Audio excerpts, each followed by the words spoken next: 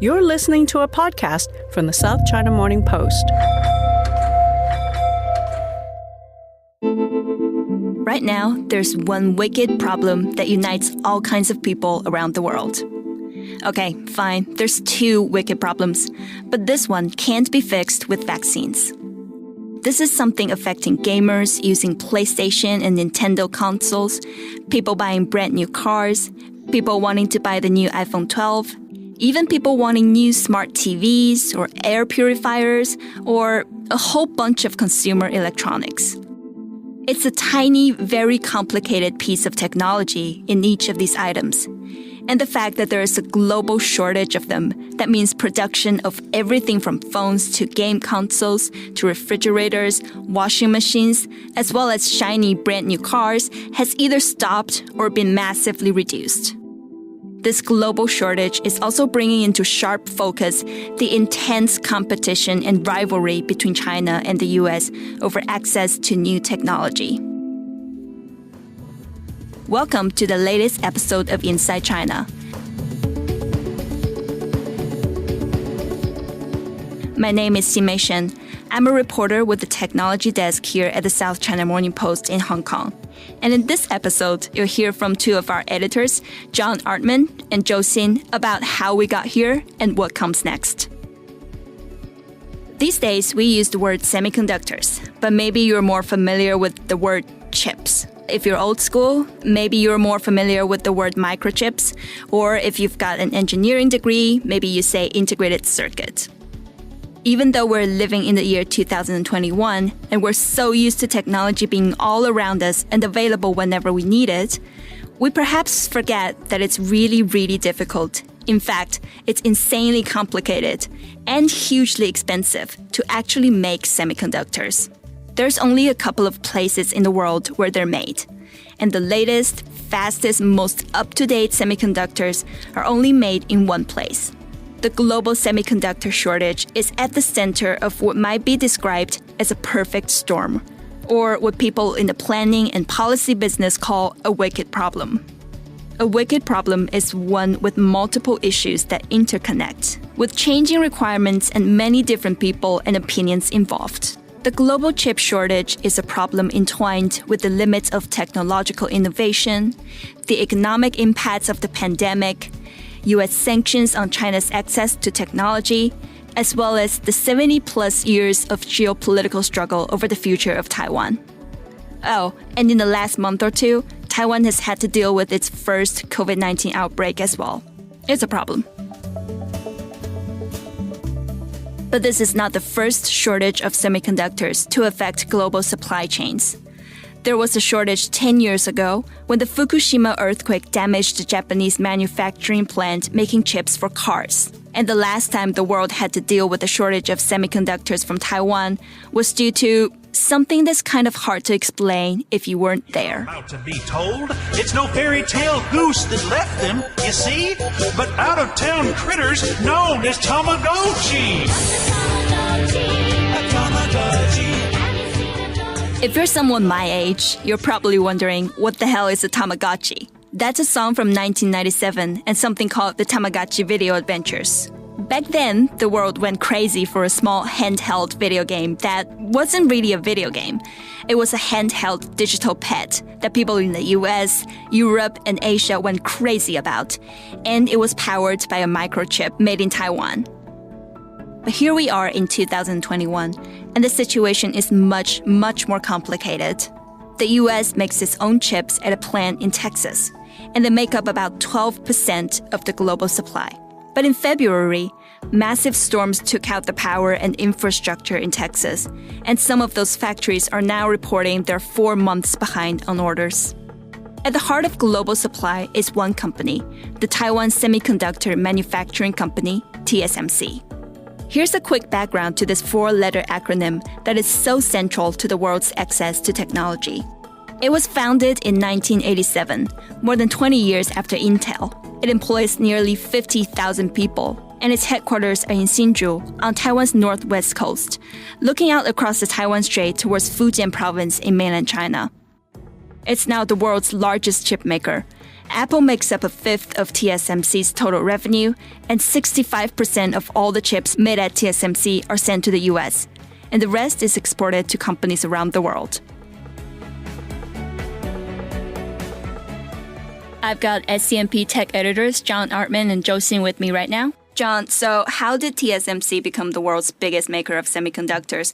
And how did it become what sounds like the only maker of semiconductors? Well, first of all, they're not the only maker. That's for sure. But they are what we call in our stories, we call them the world's leading contract manufacturer of semiconductors. So how did they get here? Well, they in part due to industrial policy on the part of Taiwan, and in part due to their founder and his vision. Taiwan, they were looking for an industry that they could lead in, and it turns out that semiconductors was exactly that. And TSMC was in the right place at the right time. And so since then, they've continually invested in production, both in terms of total overall capacities, the number of units that they can output, but then on the other hand, also investing significantly in staying ahead of everyone else. Currently, TSMC, again, not only leads in terms of overall production, but they also lead when it comes to cutting-edge chips. So chips that you're going to see in smartphones and computers and some of the latest devices.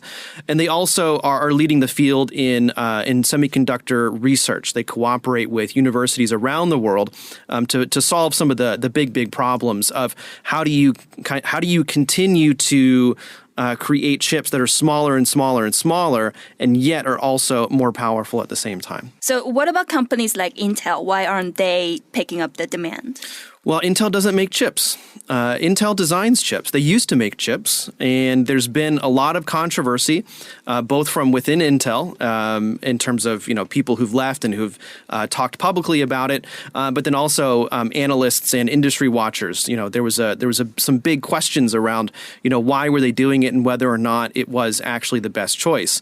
And so now they're trying to get back into semiconductors, because the thing is with semiconductors, the amount of investment you have to make to continue to lead in terms of output, but also lead in terms of cutting edge technology is significant. We're talking billions, if not trillions of dollars initial investment just to get things up and running. And so at one point, Intel decided, you know what, the initial investment, the amount of money we have to spend to continue to grow that part of the business isn't worth it anymore. And so we're going to follow the example of some other companies and only design the chips. And I say only, but I mean, it's not like it's something easy to do. And it's actually also quite profitable. But what we're seeing now with the chip shortage and also Intel's difficulties that they're facing in the market, they're actually looking to get back into making chips themselves as well. So how did we get here? How did we get to this crisis of supply? Well, there's a lot of factors. Number one, I think, is on the one hand with things like GPUs, for example, that supply issue has been around for quite some time, in part because of cryptocurrencies, and GPUs are used to mine cryptocurrency. But the more recent shortages we've seen in car chips as well as appliances has more to do with, on the one hand, companies like Huawei stockpiling. So before the sanctions really came into effect, Huawei did their best to get as many chips as possible into their inventory so that they could continue producing smartphones. And then on the automotive side, what we saw was car companies, they predicted incorrectly that the demand for new cars would actually decrease. And so they cut contracts with semiconductor makers. And over time, they saw that actually demand did not decrease as much as they expected, and so they didn't have the inventory at hand in order to actually continue producing cars to meet that demand. And semiconductor makers are like, well, guys, you told us that you didn't want it. We have other clients who did want it, so we have to service them first. And then what we're seeing on kind of when it comes to appliances, a lot of these chips are actually kind of lower end chips, and so the profit margins are actually quite thin. And as I said before, the investment to increase capacity is quite expensive. And so these companies that are producing these lower margin chips, they don't have the money to actually increase capacity. So that's one of the reasons. Those are some of the reasons why we're in the middle of this crisis. Okay, that's very good. John, you make a very, very good point. This change of a mentality through the value chain.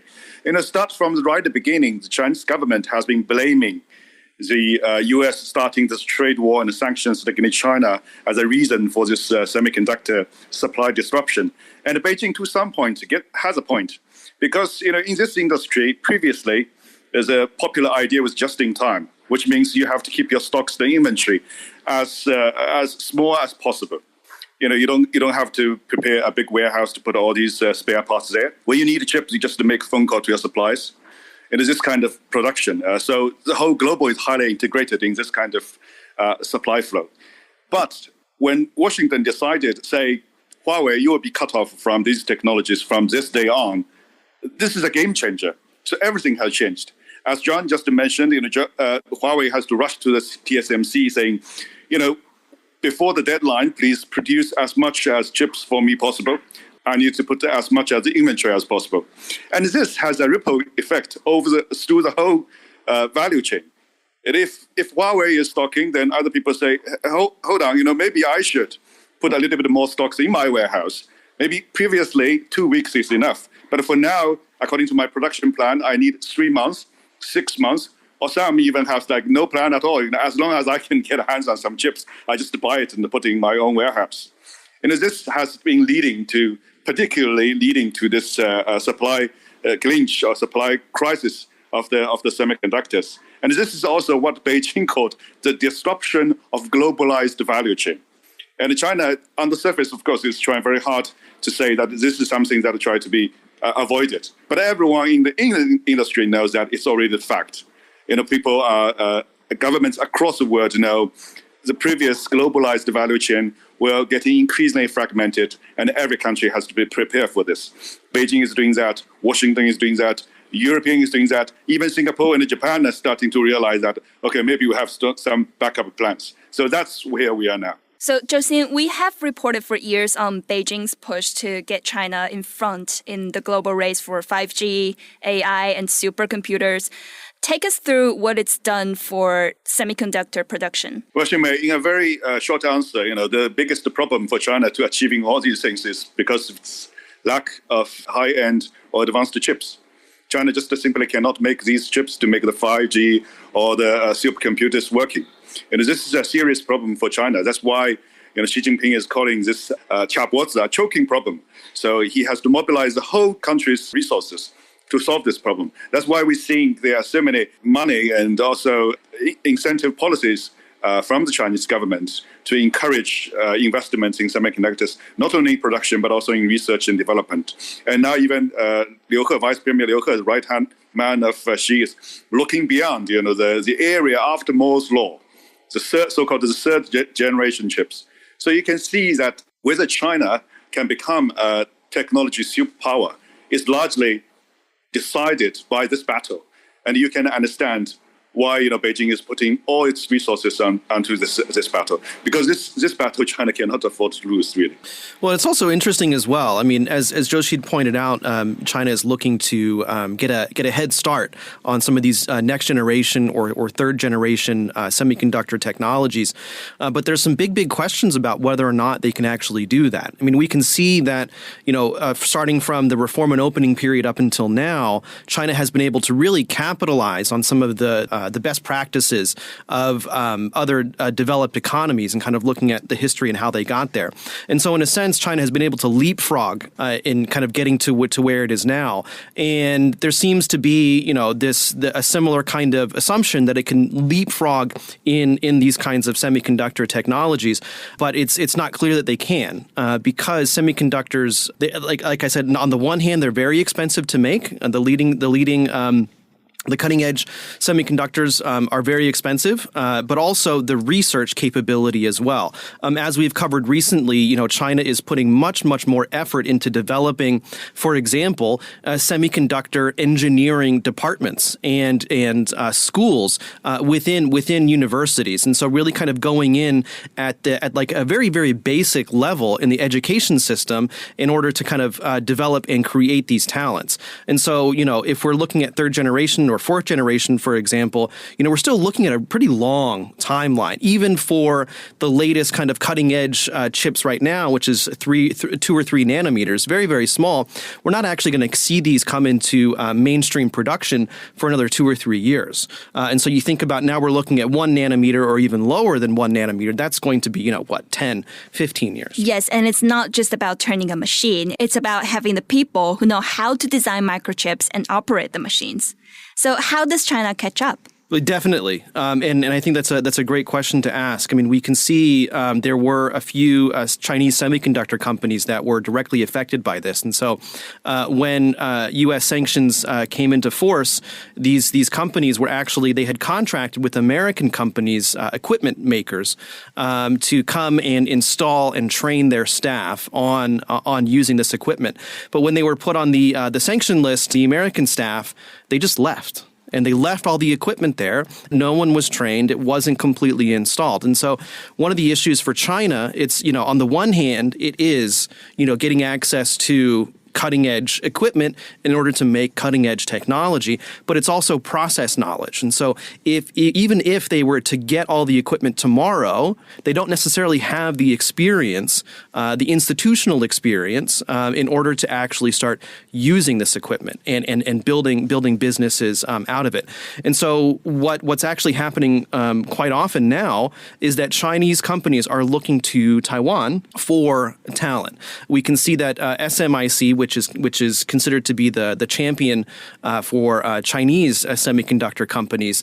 It's headed by 2 ex-TSMC executives. There's a really interesting story there. I'm not sure if we have time to go into it, but what we see with SMIC is actually a good example of a broader trend where Chinese semiconductor companies, both on the design and the manufacture, are increasingly trying to woo Taiwanese engineers from the island over into the mainland. I mean, one thing to highlight is that, most of the, like Morris Chan, these pioneers, Taiwanese setting up chip factories in China, has been educated and has been trained for decades in the United States. So they are really, up to the latest development. And when they return to Taiwan to start their own businesses, they have the experience and they know how to manage the factories. So this is all badly needed by the mainland side. So there were talks, right? There were media reports a year ago that there will be headhunters from mainland factories just standing at the gates of the Taiwan factories and talk to anyone who come out of the campus saying, "Can I double a salary and please change a job to the mainland side?" This is something finally promoted at the Taiwan side to impose some kind of restrictions on the headhunter activities, or at least there are some rules on paper saying mainland factories cannot come Taiwan freely just to poach the Taiwan engineers in semiconductor. So this is quite interesting. Yes, competition for talents is also, of course, a very important part of this big picture of semiconductor rivalry. So, Zhou, this leads us to the relationship between Taiwan and mainland China. How does Taiwan's position as the dominant global player in chip production play into Beijing's desire to, as it says, reunite the mainland with Taiwan? Well, Xibei, that's a very tricky question. Very, very tricky. Because I think to some extent it certainly raises the stakes of the cross-strait tensions. I mean, if there's something happening in the Taiwan Strait, which means it will have a big impact on the global supply chain, and possibly, the iPhone 13 or 14 will be delayed, and people cannot get their latest gadgets from Amazon. These kind of implications, and also the whole world might be the semiconductor industry might be in a kind of panic mode. But there is also one perception that because TSMC is so powerful and is so profitable, that it makes Beijing more, willing to use whatever it takes to attack Taiwan. That perception is misplaced. While China has a desire to develop its own capabilities, I don't think China will be so eager to use military means to take some advanced chip capabilities or take over some chip factories. So I think this kind of perception is wrong. As for how much this will impact Beijing's thinking about overall cross-Taiwan Strait, it's a very complicated, but it's certainly, I think this will be played as a fact. Now, in May last year, TSMC made an announcement about a major investment in a plant in Arizona in the U.S. So, John, what does this mean? Well, I mean, it could mean a lot of things. It could mean nothing. You have to remember that back in May, Donald Trump was still the president of the United States. It was unclear what his possibility of winning re-election was going to be. And so a lot of companies, international and American, began to make noises around supporting the domestic economy. One of Trump's big planks in his overall policy, if we can say that about Donald Trump, it was about boosting the domestic economy through getting manufacturing back into the country. And so with TSMC in Arizona, that's certainly part of it. But also for TSMC, that could potentially get them closer to clients based in the United States, and it could help them deal with any other geopolitical complexity that might come up in the future. Now, again, with semiconductors, it takes a lot of money and it takes a lot of time to get these things up and running. As we saw, with the Foxconn plant in Wisconsin, if I remember correctly, nothing ever really happened with that. And in part, that was in a certain almost a political thing as well. And so with TSMC, I think that there still are some questions about what's going to happen in Arizona. And at this point, it's not exactly clear. Now, we've already heard about the global supply of new cars, game consoles like PlayStations and Nintendos being interrupted by this supply crisis. John, how does this get resolved? And when does this get resolved? Well, that's a difficult question to answer. A lot of different analysts and research firms are saying some things about this. It's hard to really kind of judge how confident they are. But basically, it seems right now that we're looking at the end of this year, maybe, going into June of next year. But again, I mean, supply chain for semiconductors, it's not very elastic. As Josine mentioned before, everything previously was just in time. And so, it was very deadline driven. Okay, so now someone needs this now. Okay, fine. So now someone needs this now. Okay, fine. But with the current geopolitical complexities, as well as how the shape of demand has changed, these semiconductor makers were not ready for it. And the supply chain in general is going to take quite a while to actually adapt and reshape to meet this changed landscape. So, again, I mean, the earliest is at the end of this year. The latest maybe is middle of next year. But to be honest, I wouldn't be surprised if it lasted longer than that. John, Josie, thanks so much for your time. Thank you. Thank you. There's a lot happening in and around this story, and you can rest assured my colleagues and I on the tech desk here at the South China Morning Post will be covering it every step of the way. You'll see the latest news and the best analysis on our website at scmp.com. We've also got a weekly newsletter you can sign up to. But for now, that's all for this week's episode of Inside China. I'm Ximei Shen. Stay safe, stay tuned, and we'll be with you again next week.